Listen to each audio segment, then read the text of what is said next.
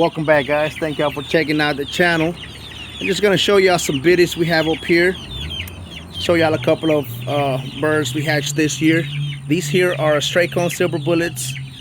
I have a blue zip tie straight comb. I have one straight comb on my blue family.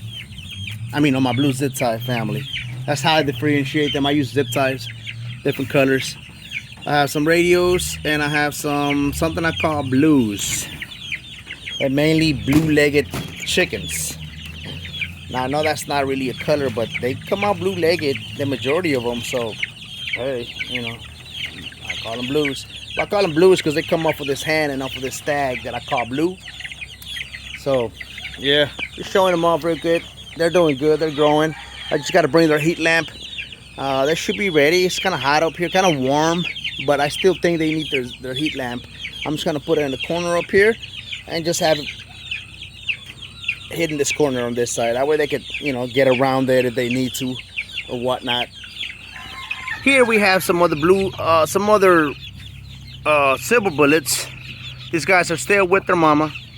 Quail size are my black and red zip tie. These are really successful last year.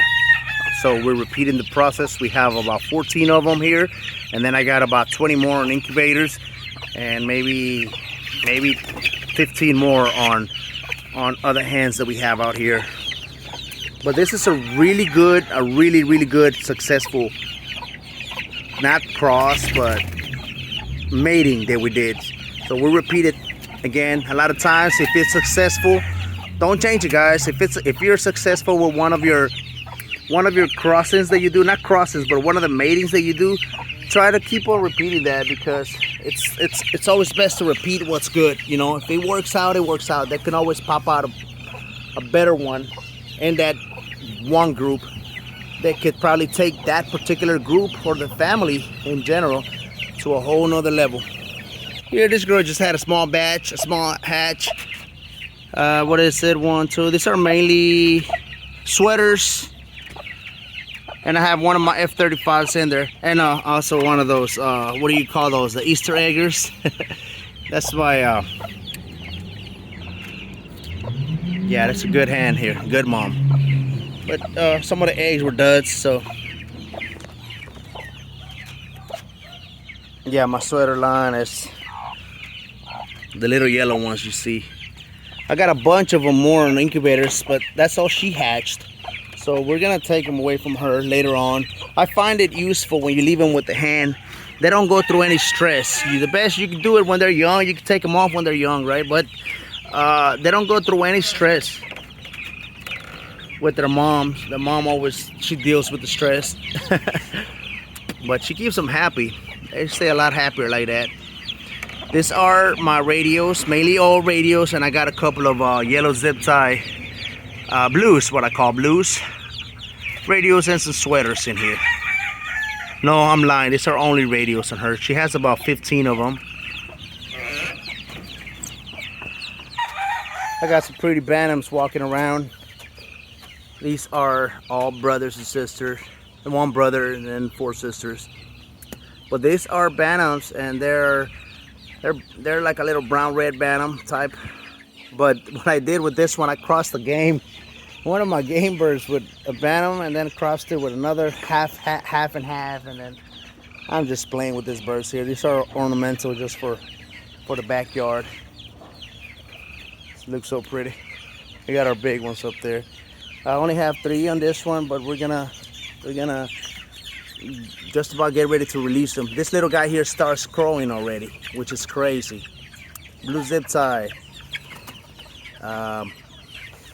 Silver bullets, but this guy's are crowing already. The little guy's crowing. So we just had another hen that hatched some chicks. She had 14 of them. These are silver bullets too. Let me show you. Now I'm not gonna bug her, but there they go. I don't want to bug her at all. They just hatched yesterday. They were hatching yesterday, the day before yesterday, and yesterday some of them finished hatching. Today they were all done. She had about, I don't know how many she had, 13, 15 of them. And I have another one that hatched some. Where is she? There she is. My dog Robinson. I'll leave you alone.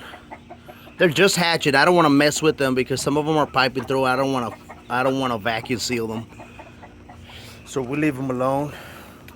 Got a couple more broody hens over here. Let's see. I got this girl here. She has quite a bit of, I got 17 on her. She's covering all of them. This girl here can hatch 20, no problem. Where are they? Yeah, they're all in there. I'm not gonna mess with her, but they're all in there. 17 eggs.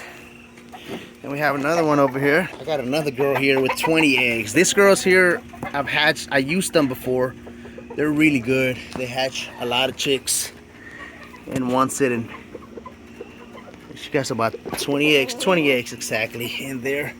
And you see them, they're all covered. She does a good job with them. What else we have? This girl here is about to get broody. So we're gonna use her too.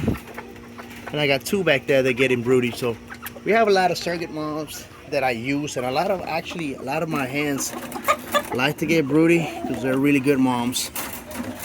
And I do have some surrogate moms around that I keep just so I can hatch eggs. We also use incubators here. We use everything that we can. Incubators, hens. Like you see my bantams. Believe it or not, these little bantams here can actually hatch about 12 eggs. I have this bantam here with not 12. Some of them depending on the size, okay? This girl here, she has 10 eggs. I have another one up here, broody. I don't want to mess with her. She has about 10 eggs too. This girl here is about to get broody too. Bantams, by the way, they get broody a lot. You could use them too. They can cover some eggs. It's like almost one of those small incubators. And plus they don't eat anything. So they eat like a quarter of what my grown birds eat. And yeah, they also taste real good. But you know, we raise them for ornamental and just to my son messes with them. He likes to breed them as ornamental birds. He likes crossing here and there, let him expand his breeding muscles, right? But yeah, that's about it. I got some eggs and incubators. Soon this weekend coming up, I am gonna build some. We're thinking about building something or just changing the bantams here, but I need about 10 slots for my hens and for more chicks coming up, so we'll see what we do. Anyways guys, thanks for watching. I hope y'all enjoyed the video, and stay tuned. Make sure y'all hit the bell button, subscribe, that way y'all can see the videos coming up. Like I said, some of them are just gonna be just, you know, me walking through my yard talking about my birds. There might be some useful stuff, but some of these videos might be pretty good, very useful. So make sure y'all stay tuned. Don't forget to subscribe, hit the bell button. Y'all have a nice day. Thank you for watching.